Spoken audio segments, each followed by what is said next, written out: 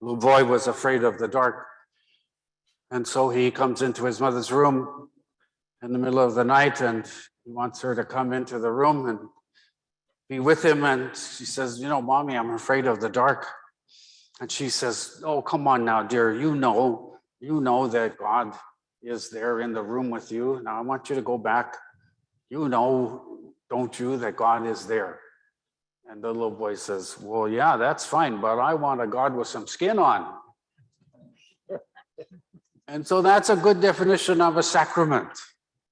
A sacrament is one of those, something where we put skin on God, where people can say, oh, that's what it's like. I can see now because there's some skin on that. And so in our gospel, Jesus is speaking about marriage as a sacrament, a Christian view of marriage as a sacrament. And so that means that a sacramental marriage is a marriage that has some skin on, that shows us God with some skin on. It's one of those places where people touch that relationship when they go, oh, okay, I know what God is like because I can see that God with some skin on him. I know what the love of God is like because I can see the touch and smell that. That's God with some skin on. And so Jesus raises up the bar of what the ideal and the goal of marriage is. I think what he does here is like the man who said, he's kind of a clever writer, and he said at the end of 2020, which everyone agrees is one of the worst years they've ever lived through with the pandemic and the political upheaval and the social upheaval of the world. He said, what we need to do at the end of 2020, he said, what we need to do is we need to turn the country off and wait 10 minutes and turn it back on and reset the United States. So we can do that with computers, but I thought that was a pretty good idea. But in a way, that's what Jesus is doing in this gospel. He's turned off marriage, and then he's turned that back, and he said, now let's reset it. Because you Pharisees have gotten it all wrong. You've gotten it all mixed up. You've gotten it to where a man can divorce a woman or burn in his toast a couple of mornings in a row. Or some of the rabbis would say, interpret Moses' injunctions as if he finds a younger and prettier girl, he can just write a writ of divorce and send the wife away. And Jesus is saying, no, we need to reset this. You got it all wrong. And the problem is the hardness of your heart. What you're doing is about the hardness of your heart. It's not about Moses. It's not about God. It's about the hardness of your heart. We're going to reset this.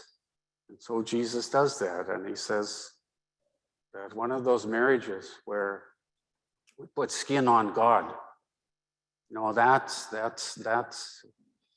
we don't end that.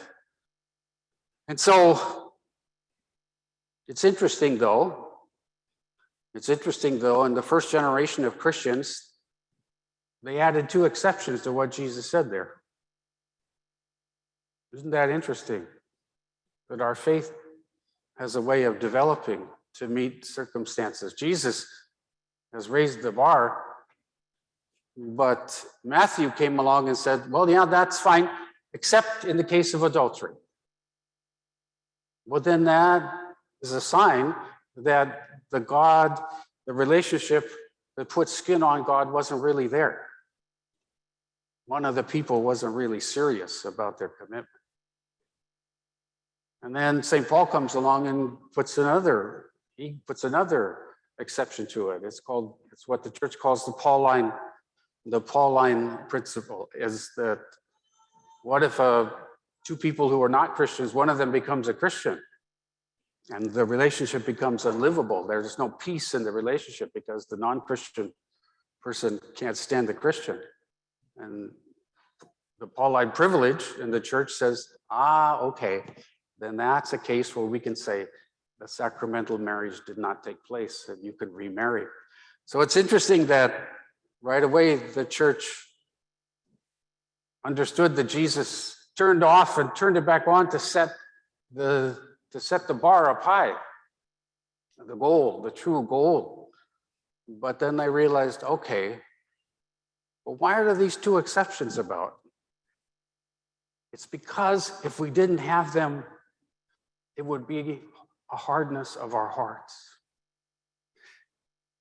What if a person says all the right things, says all the right marriage vows, but there's a mental illness that prevents them from keeping it? What if a person says all the right things at the marriage ceremony, but they have a secret addiction that they won't tell the other person about, and so they're not capable of a total giving of themselves to the other person because they've got something, they don't even have the capacity. What if they refuse to grow as a human person, and they don't have the capacity to grow into an understanding, a deepening, ever deepening understanding of what it means to totally give yourselves to another?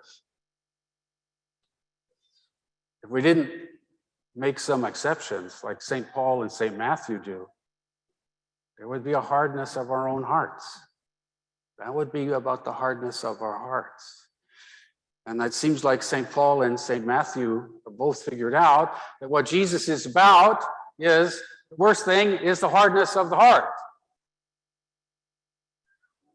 You can lift the goal up to the original goal of God, but then how we live it out, we have to mind the hardness of the heart. And so we have something called Annulments in the church, which is where the church looks at a marriage and it says, well, right from the beginning, something went wrong. Something happened. Everything else may be perfectly fine, but something happened right from the start that kept it from being one of those marriages where that puts skin on God. Something went wrong there. And why does the church do that with Annulments? It's because if we didn't, we would have such a hardness of heart.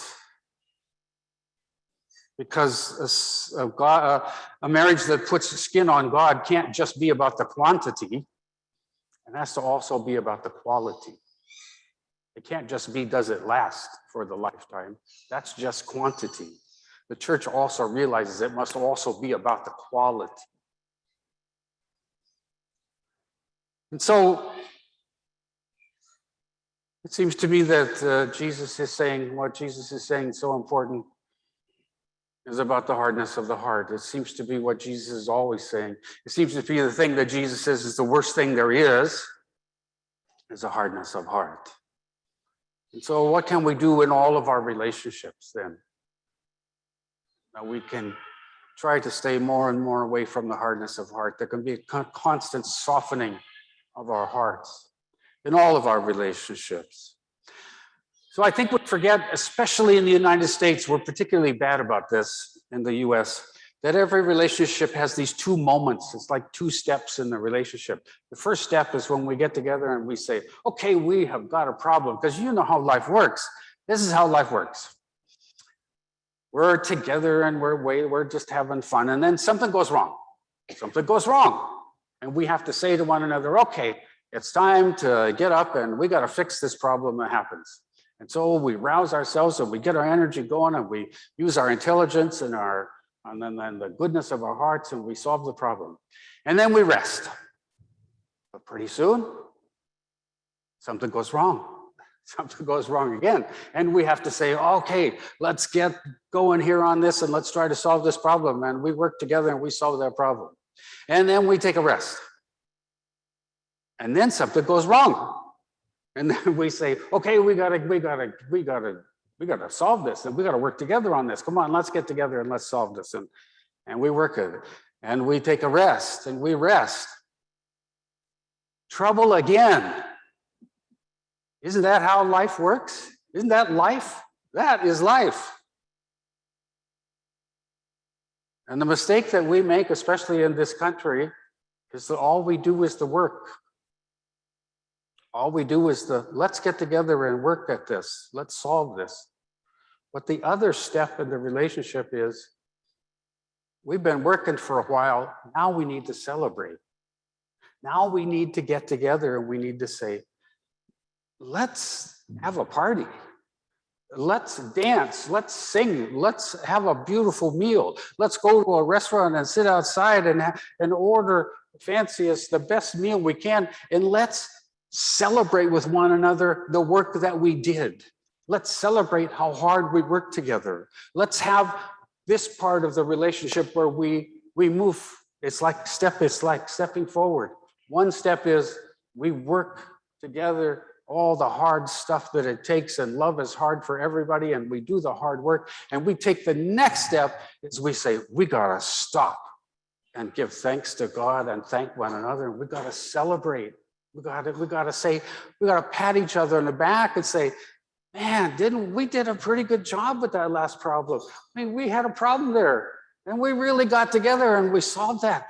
We need to get some really good pasta and some red wine, and we need to, but we in America, if you've been in other cultures, you might have noticed, in other cultures, they stop work all the time and they celebrate the fact that they got so much done.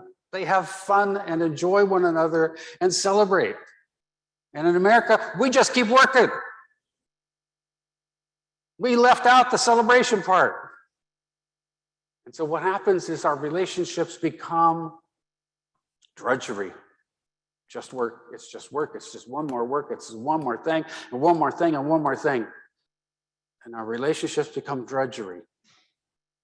And where's the joy in the relationship? We're working out of it. Because we don't stop and say, man, it's good to be together with you. We do good work together. Look at what we did. That's good stuff. And we don't have to worry about working if we do that, because if we do that, it won't be long before we both say to one another, or we say together as a group, but you know what? There's this other problem that we need to take care of too. And then we'll be back to the working at it. But we need to go through life with those two steps: working together, celebrating together, giving thanks together, working together, celebrating how well we work together. That's what keeps our relationships alive and soft-hearted, so they don't become hard-hearted. And so let's come to the table, to the altar today. You know why we keep doing this? You know why we do this every week? One of the reasons is so we will stay soft-hearted. We keep doing this so that our hearts won't get hardened. So let's come and ask God to soften our hearts.